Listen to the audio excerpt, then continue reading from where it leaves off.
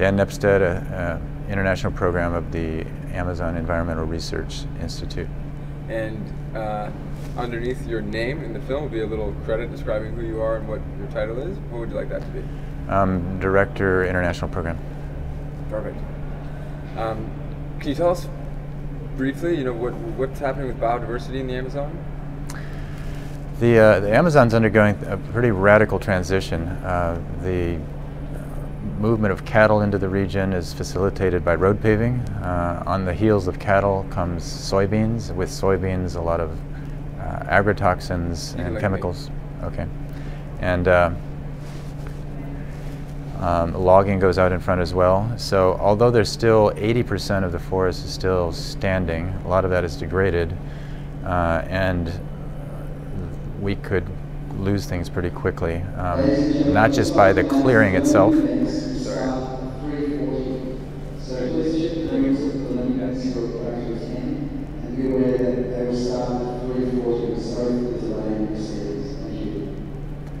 But also because of some vicious feedbacks that are well documented. One is that when you clear the forest, you inhibit rainfall. If you burn, if the smoke is dense enough, that can inhibit rainfall, and that provokes more fire and more smoke. So these vicious cycles that have the potential to really push the Amazon back in a fast way. Didn't the Amazon become a net carbon emitter at some point in the last decade? Like one summer due to drought? It became, right, although the natural forest on average absorbs a little bit of carbon every year. And that's on the scale of a couple 100 million tons of carbon each year. Deforestation releases a couple 100 million tons of carbon each year. When you lose that sink, then the net emissions can get very high. So in 2005, it's probably closer to 500 million tons of carbon. Multiply that by 3.7 to get CO2. Was emitted? Was emitted or committed to be emitted. So dying trees, once a tree is dead, it takes a while to decompose and for that carbon to go to the air, into the atmosphere. And so what does that mean for the layperson? That means that, in a nutshell, places like the Amazon, tropical forests of the world, that includes what we see in Borneo and in Central Africa, their future is very much dependent upon the ability of humans to get a handle on climate change, to really rapidly lower emissions and reverse them. What it also means is that in order to do that, we have to take care of rainforests. Rainforests contain 250 million tons of carbon. That's the equivalent of 25 years of what we're currently emitting. It's leaking out now at a pretty slow rate, about 15–20% of global emissions. But a series of droughts, chronically high food prices, all which are potential pieces of the future scenario, can really push that rate of emissions up. So we need a way to keep that carbon in those forests as we find other ways to get at the switch from fossil fuel-based economy to other ways of supporting the economy. Now, does this, you come a long way to come to Cancun. Are you coming here because it's your profession, or are you coming here because you've got kids and you care about this stuff and you want the world to know about it? What's your motivation? Yeah, I've been a scientist for 25 years working in the Amazon. I started off really focusing on science.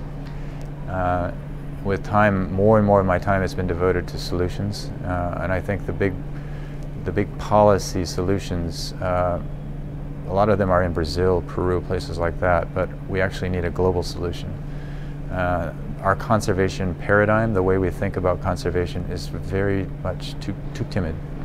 We think of it as setting aside some little patches of green, having some clean water, making sure our air is clean.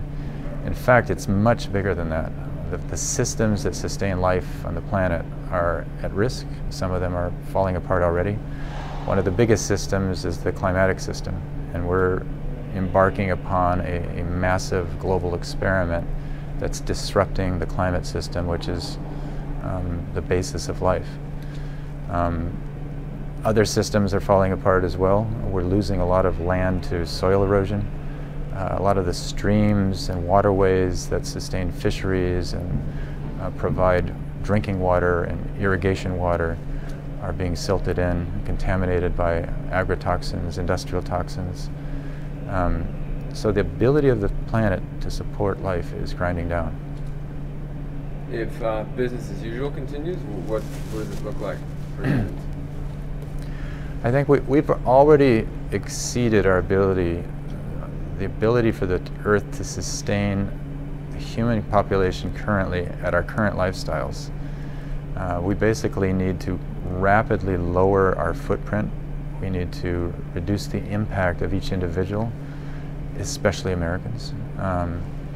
If we don't, the world we're moving into will be one of violent, erratic climate, of the sorts of things we see in Darfur, where a combination of climate, local climate change, a precarious agricultural system, ethnic strife lead to civil war, lead to violence and armed conflict. That's one of the symptoms of the world that we're moving into. We've got an economy that's so dependent upon fossil fuel from such a politically complicated place in the world that you would think that that alone would be enough to push us into a low-carbon economy, an economy that does not depend so much on fossil fuel. But basically, the poor will bear an unequal burden of the loss of the ability of the world's ability to sustain life. The Pakistanis, 14 million Pakistanis displaced or in some way taking on damages and losses through the flooding this year. We can't say that that flood was a direct consequence of climate change, but it's certainly part of this erratic, it's symptomatic of this erratic, sort of violent climate system that we're creating. If there was one thing you want the general public to know about, what's happening and what needs to change, what would it be? It would be that there are the seeds of solutions all around, and although we may not be getting to the sort of robust climate treaty we need here that's going to get the economy reversing its chronic dependence upon fossil fuel at the rate that we need to do it, there's bubbling up around the world a lot of signs of change. And we need to recognize those, support those. Commodity roundtables are excluding irresponsible producers from their supply chains. That's going to scale faster than we ever imagined. The Brazilian government has reduced deforestation in the Amazon by 2/3. 5 years ago, that was unthinkable. And Indonesia is moving forward with the government really stepping up to its deforestation problem and saying, we can fix this, and we're going to pull the ministries into line, and here's $1 billion challenge from Norway to make that happen, to help make that happen. And we see signs of progress and sources of optimism everywhere we look. So I think it's not a desperate situation. We can fix this. So you think the public has some power in turning it around? The public has a huge responsibility to be well informed, to be critical thinkers, to not just swallow the type of information that we see getting spread around, because to switch the global economy so that it's more conserving of natural resources, less abusive of the capacity of the Earth to sustain life, steps on a lot of toes. And there's some very powerful brokers who don't want to see it happen. And so we have a very unlevel playing field with a lot of misinformation, and it's the citizens' duty to sift through that and to look for what's behind the numbers that they hear on the radio or the TV or see in the newspaper. We saw the Intergovernmental Panel on Climate Change just receive a beating this last year, and yet when you drill into what those criticisms were, they're basically errors that don't take away from the overall message.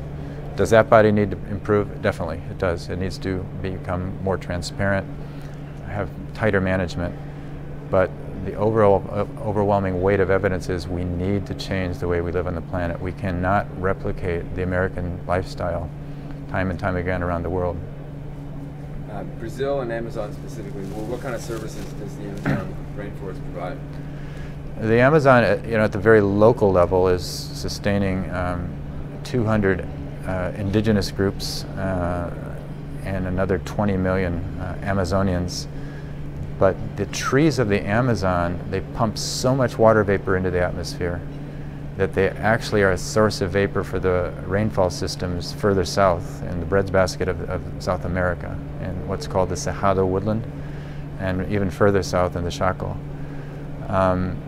There are some climate models where if you simulate a future world in which we replace the Amazon with cattle pasture, and we see that the climate system changes even in places like Iowa in the United States and India and in important agricultural regions during the growing season.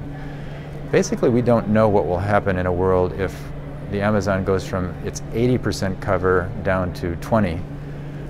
But things would change just because of that. So everyone in the world is somehow tied to the well-being of that forest. Now, you mentioned on the panel that there was some prediction on the devastation or destruction that's going to be foreseen in the Amazon in the next 50 years. What were some of those numbers? A few years ago, we have a model, for sort of a crystal ball for looking into the future. It looks at patterns of deforestation, how that changes with road paving, how that changes with immigration and with prices for soy and cattle, beef and things like that, that are the main drivers of deforestation. We also have a way of simulating what the timber industry is doing. So the way it spreads out and goes along highways and off the road. We combine that with the likelihood that forests will catch fire, which increases with logging and increases with drought. And we put all those things together, and by the year 2030, we estimate that about 55% of the forests of the Amazon will have either been cleared or degraded through logging or degraded through fire or drought. That process would release about 20 billion tons of carbon to the atmosphere. So just to put that in perspective, right now all of humanity emits about 10 billion tons a year. So China plus the US plus Europe. So that's a lot. That would be 2 years of worldwide emissions just coming from the Amazon by the year 2030. Now, is that a likelihood, or is that business as usual? That's business as usual. And since we made that estimate, we had made an earlier estimate in 2006 saying, well, what if these governance initiatives take root? What if everyone obeys the law? What if the park systems expand the way they're supposed to? And what's fun is to look it's to look back now and realize that those things have happened, not all of them, and there was also an economic slowdown, but the deforestation in the Amazon has slowed down by 2/3. Almost about 1/3 of that is just the expansion of the protected area network, mostly indigenous lands. And so we see indigenous people, warring tribes, literally holding the front line of their forests against cattle ranchers and loggers. So that's a very big source of optimism. If there was one other, another major source of hope for you, what would it be? Let's see.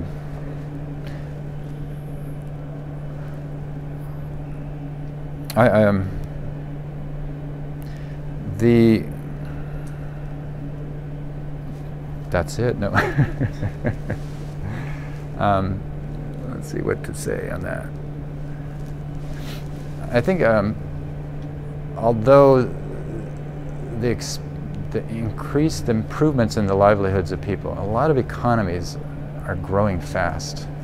And you look at what's going on in China and South Africa and Brazil and India, and while that does carry the problem of them emitting and consuming resources more like Americans do and less like their pasts, it also creates the basis for remarkable diversity and change and new approaches to the world and to the use of natural resources.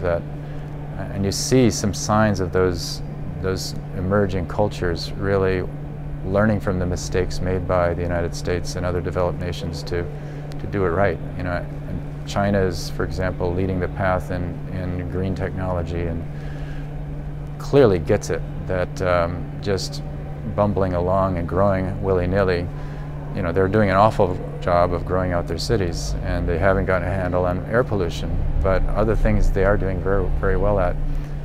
India is a very different type of experiment. But that gives me a lot of hope. I think that the world order is changing, and it could change to become much, much better. Right on. Is there anything you want everybody to know that I haven't asked you? Not really. I have one question. From the point of view of the scientific community, do you feel as time goes on and the sort of frustration in these panels, or as time goes on, that you start to feel sort of like emotional towards it? When I first started working in the Amazon in 1984, I set up on a cattle ranch in the eastern Amazon. I hung out on the weekends with loggers and cattle ranchers. They were my friends. We talked a lot about how they could do things differently, not turn that last chunk of forest into pasture. I had 200 hectares I was trying to protect just so we could study it. It was our reference point forest.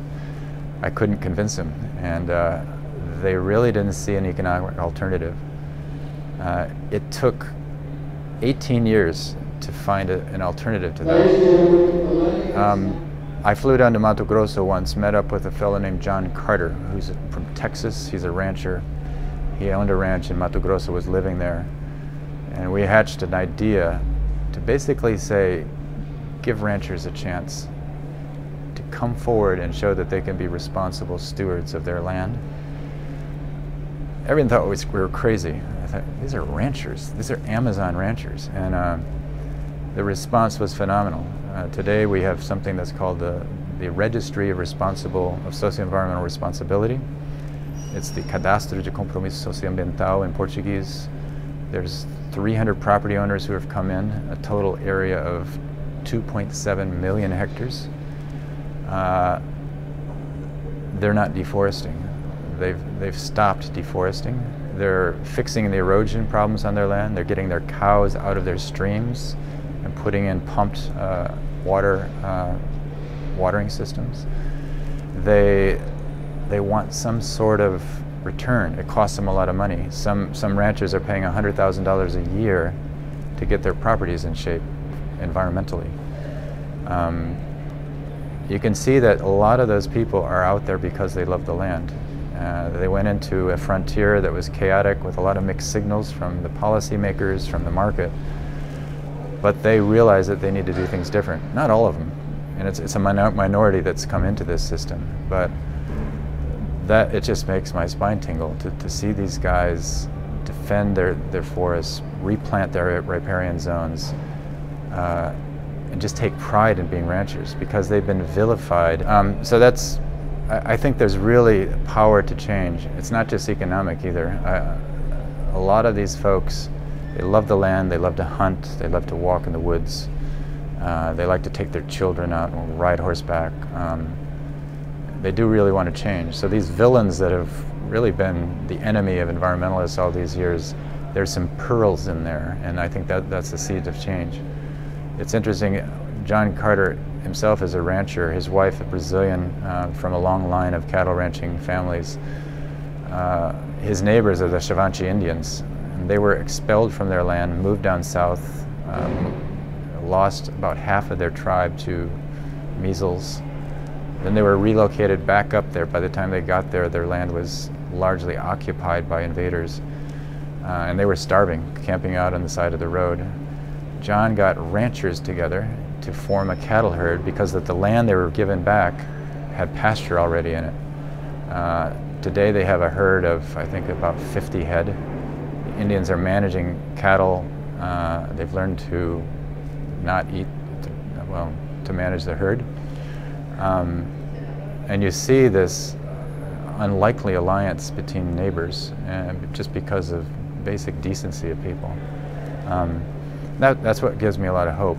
So I think we're coming out of a period of extreme polarization between environmentalists and producers into something where there's a dialogue. And sure, there's cheaters and guys doing bad things everywhere, landowners. But another example is Governor Blaito-Maggi. You know, I made maybe it was a crazy decision back in 2004 when his company invited us to set up a big experiment we wanted to do on forest fire, to do it on their property, an 80,000 hectare ranch. And we went in there and we got a lot of flack. Basically, our partners said we were selling out. How could we, you know, work together with Grupo Maggi? At the time, Blaito-Maggi had the highest deforestation rates in all of the Amazon. Mato Grosso alone had more deforestation than any nation except for all of Brazil and all of Indonesia. And so he got 2005 the Golden Chainsaw Award, and but I kept talking to him, and he, over the next 6 years, he brought deforestation down 85%. I'm not going to say it's everything that, you know, it was all his policies. He did some interesting things. There's some things he could have done better. But he became, we actually brought him to a COP, or hosted him in one of our side events. We got a lot of flack for that, giving an audience or a stage to, you know, the Golden Chainsaw winner. But I've always believed that, you know, change moves along. Dialogue is much better than just stepping back and throwing rocks at the other side. You've got to have laws, you've got to have regulation. The markets have to be pulling in the same direction. But I think that's what a direction we're going in right now, where, you know, the markets don't want deforestation in their soy or their beef or their cotton or their, you name it, sugar, ethanol. And so we could get this thing right. I think we need a big climate deal. In the absence of that climate deal, there's a lot we can do without the international treaty.